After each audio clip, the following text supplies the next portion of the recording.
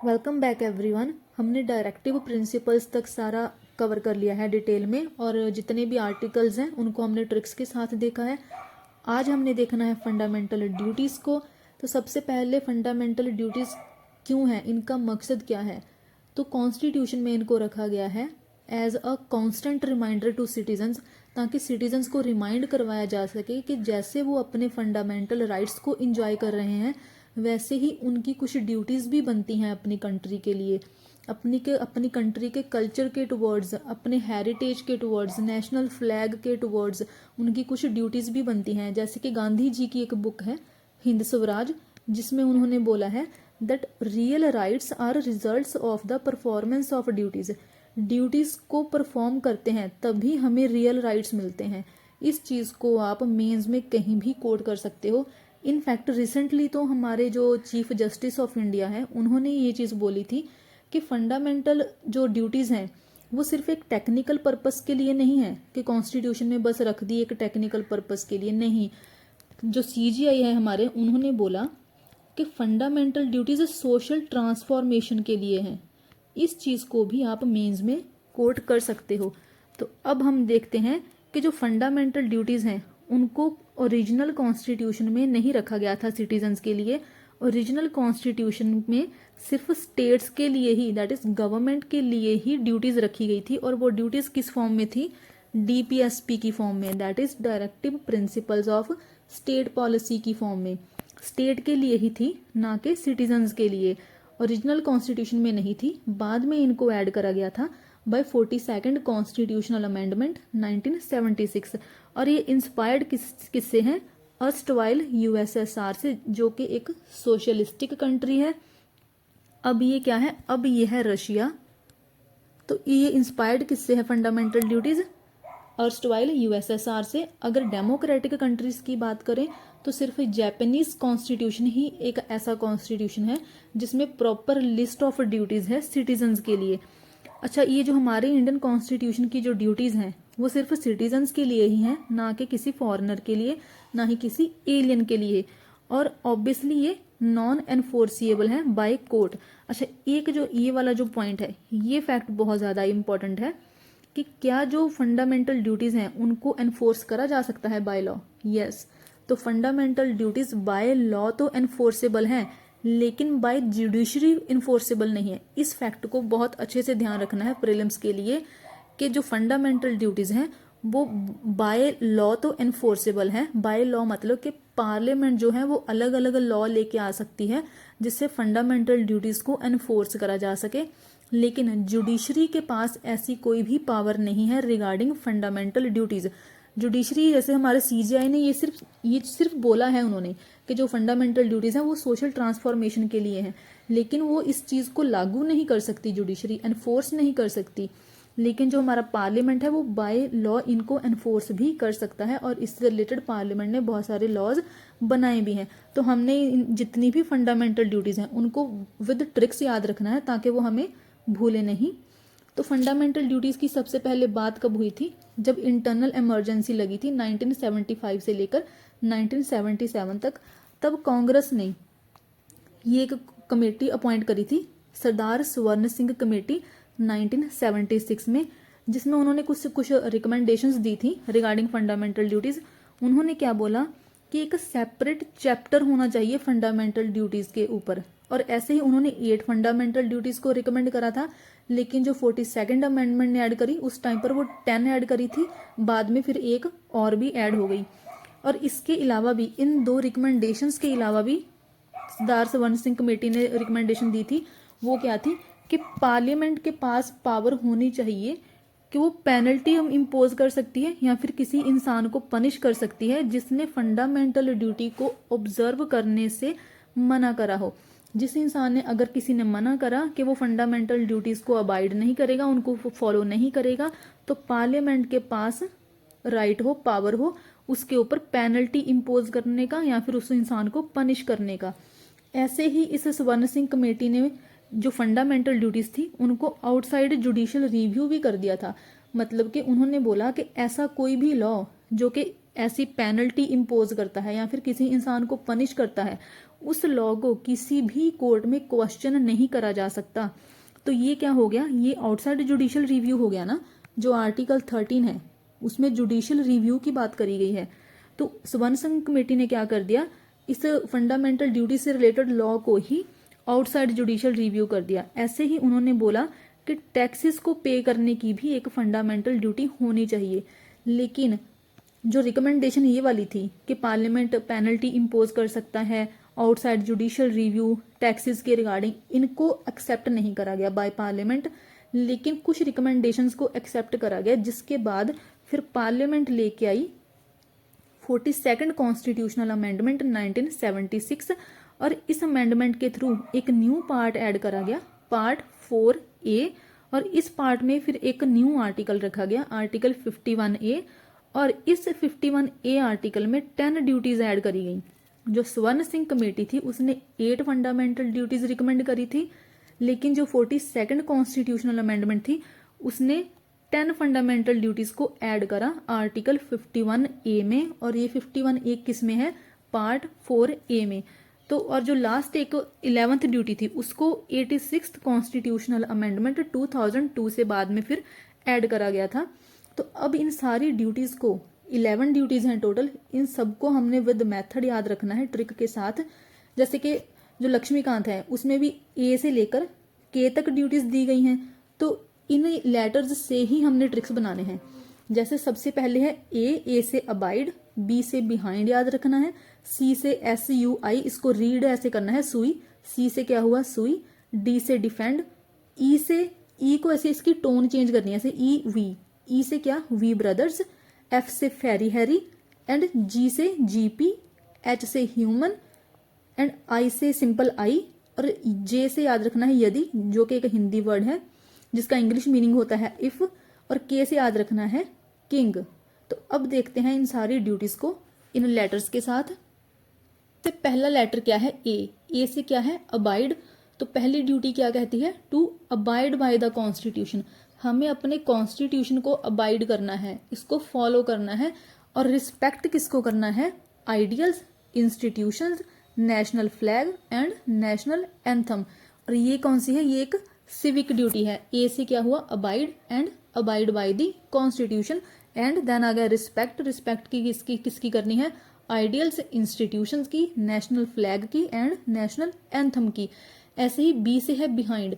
Behind के लिए जो सेकंड ड्यूटी है वो क्या है कि नेशनल स्ट्रगल के बिहाइंड कौन से आइडियल्स हैं उनको हमने चेरिश करना है, उनको हमने फॉलो करना है। बी से क्या हुआ बिहाइंड, और किसके बिहाइंड, नेशनल स्ट्रगल के बिहाइंड कौन से आइडियल्स हैं, कौन से नॉवेल आइडियल्स हैं, उनको हमने चेरिश करना है एंड फॉलो करना है। तो ये कौन सी हुई, एक मॉरल ड्यूटी हो गई। ऐसे सी से है सुई, तो हमने सुई को अपहोल्ड करना है और प्रोटेक्ट करना है। सुई से क्या है, ऐसे sovereignty, unity and integrity of India, इस चीज को हमने अपहोल्ड करना है एंड प्रोटेक्ट करना है। ऐसे ही डी से है डिफेंड, तो हमने अपनी कंट्री को डिफेंड करना है, और जब जरूरत पड़े हमने नेशनल सर्विस भी देनी है। तो डी से क्या हुआ डिफेंड, कंट्री को डिफेंड करना एंड नेशनल सर्विस देनी जब जरूरत हुई। ई से आपने बस एक टोन याद रखनी है, ई वी। तो ईवी से ई से क्या हुआ वी ब्रदर्स। तो ये किससे हुआ, वी का जो डब्ल्यू होगा वो आ जाएगा, उससे आ जाएगा वुमेन, और ब्रदर्स से सिंपल आ जाएगा ब्रदरहुड। तो हमने इसमें क्या करना है, हमने वुमेन डिग्निटी के रिगार्डिंग जो भी डेरोगेटरी प्रैक्टिसेस होंगी उनको हमने रिनाउंस करना है, उनको हमने छोड़ देना है।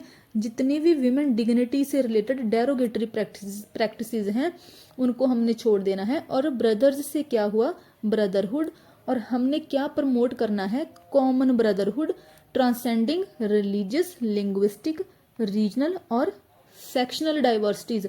हमने ये सारी की सारी चीज़ों को छोड़कर, रिलीजियस चीज़ों को छोड़कर, लिंग्विस्टिक चीज़ों को छोड़कर, रीजनल या फिर सेक्शनल चीज़ों को छोड़कर सिर्फ क्या प्रमोट करना है, कॉमन ब्रदरहुड।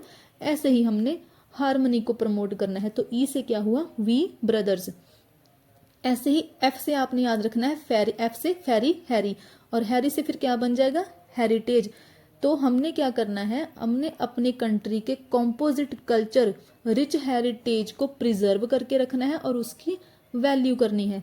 जी से आपने याद रखना है सिंपल GP, और पी से क्या हो गया फिर प्रोटेक्ट, किस चीज को प्रोटेक्ट करना है, इन्वायरमेंट को, फॉरेस्ट को, लेक्स, रिवर्स, वाइल्ड लाइफ और लिविंग क्रीचर्स जो कि एनिमल्स वगैरह हैं उनके लिए हमने कंपैशन रखना है। तो जी से क्या हुआ, जी पी मतलब कि जीपी सीरी वाला है, तो पी से क्या बन जाएगा फिर प्रोटेक्ट। प्रोटेक्ट किसको करना है हमने, अपने इन्वायरमेंट को, और लिविंग क्रीचर्स को हमने उनके लिए कंपैशन रखना है, हमदर्दी रखनी है।